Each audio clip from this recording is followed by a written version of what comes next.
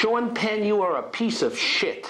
You are a braggart, a lowlife, and a brat. There's nothing good about you. You go around punching out photographers, being insolent, being sullen, being surly. I am sick of Sean Penn stories. I used to be a press photographer, and people like you I would not piss on. Sean Penn, you're a lowlife, and the reason you're probably so prone to violence is you have a little dick that's never hard.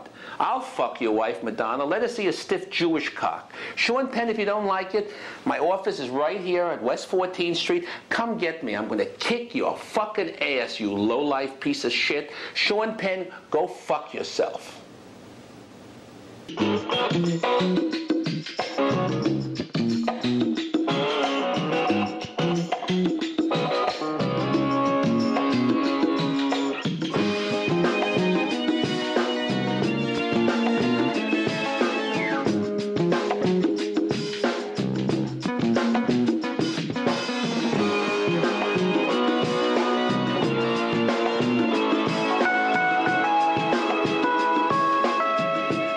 Hi, it's Al Goldstein here in San Francisco. I'm not in San Francisco. Where am I? Wells? We're way out in the country, northeast of San Francisco in the Central Valley.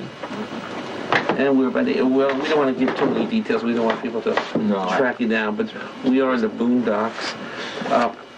Those comic fans away from here? Yeah. Are there comic fan groupies? Like people who want to fuck your brains out who love your comics? No, there's no comic fan girl groupies, none, whatever.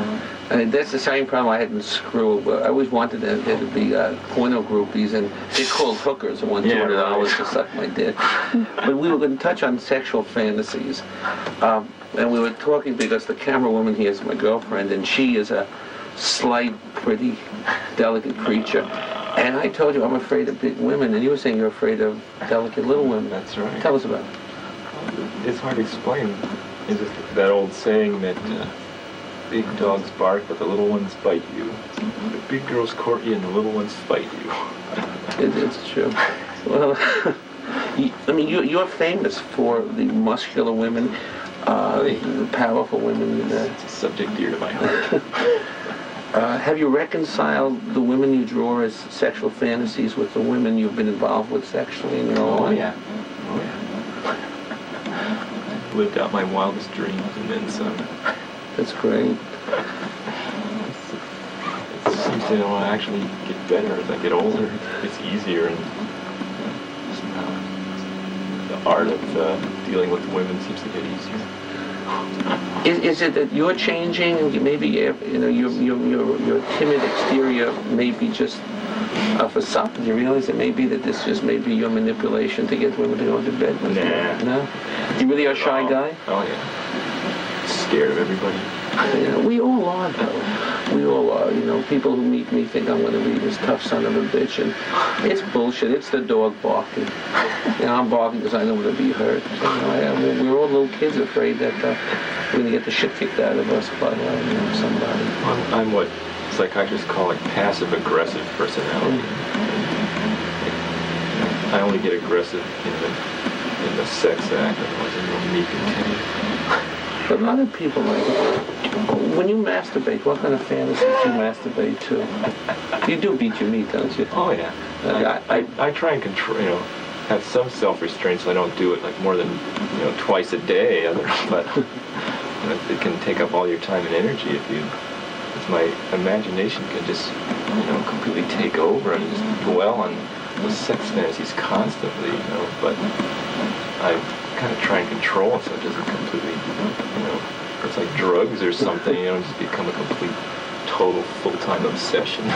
When you masturbate, and again, this is going to be different than most of it. I masturbate to it, and there were friends of mine who wanted it to be slow and languid. I just want to come. I want to. Really? Do you like it? I mean, for you, the process is. I drag it out. I really relish it. It's an art to it, just like anything else. Well, that's what they say with tantra sex. That's right, tantric masturbation, yeah.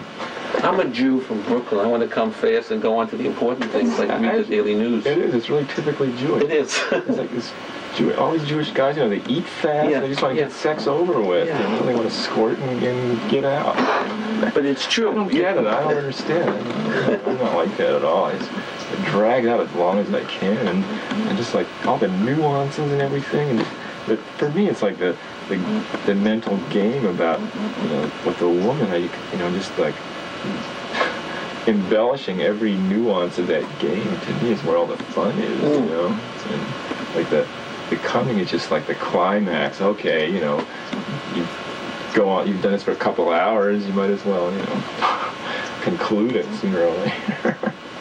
Do you feel you're a good lover? Yeah. I have such specific fixations, that I'm only a good lover if the woman also has the same specific fixations. Otherwise, I've been in situations with women where they say, "What are you doing? Stop that!" Well, how specifically to pry as I would, because you reveal yourself so totally. It's all in the comics. I know.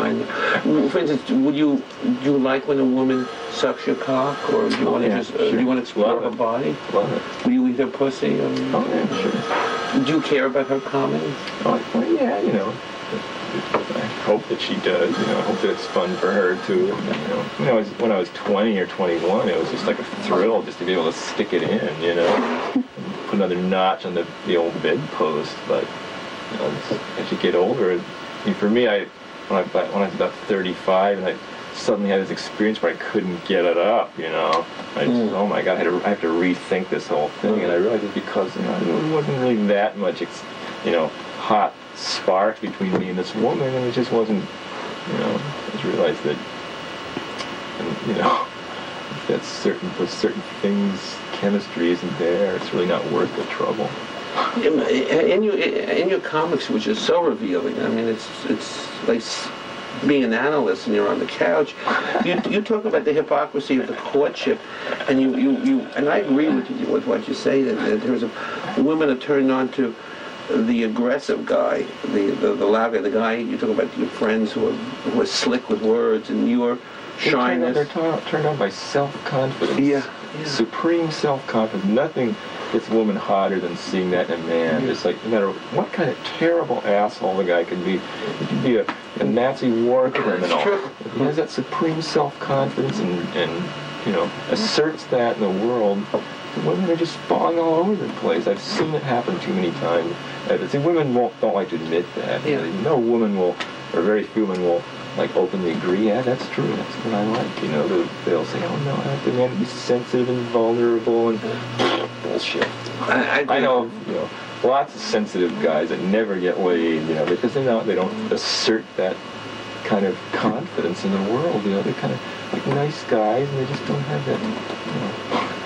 But it's true, Robert. Nice guys finish last. That's right. When I was a sensitive guy driving the cab, no one gave a shit.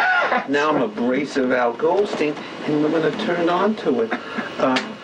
Women have written to me sensitively and sweetly. No one gives a shit about me, but it's true.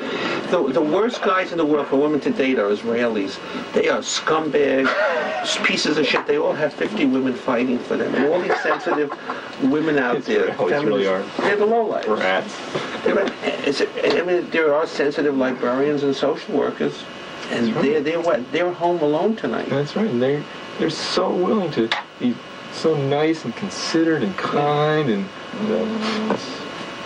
but women don't want to hear that. It really irritates them to hear that. Be a prick. If the screw reader, treat your woman like she's a cunt, and she will follow you forever. If you have heart, she'll cut it out and stomp on it. Cut it out and eat it. Yeah, and if she's Jewish, she'll rent it out to her friends. It's true. They're beating at me. Did you do it to your own visions? Well, when I was young, I couldn't connect with women at all up until I was like 20, and then, so for the first 7 or 8 years of from puberty till I was 20, I just developed such an intense fantasy life that was so completely make-believe, and it just got wilder and stranger and weirder, and that kept up till I started building up a stock of memories and things to masturbate with, these most bizarro fantasies. A lot of that's in my real early comics, like big-ass comics and stuff, where I have these giant vulture demonesses that have heads of, predatory birds with women's bodies. That's all like literally out of my masturbation fantasies.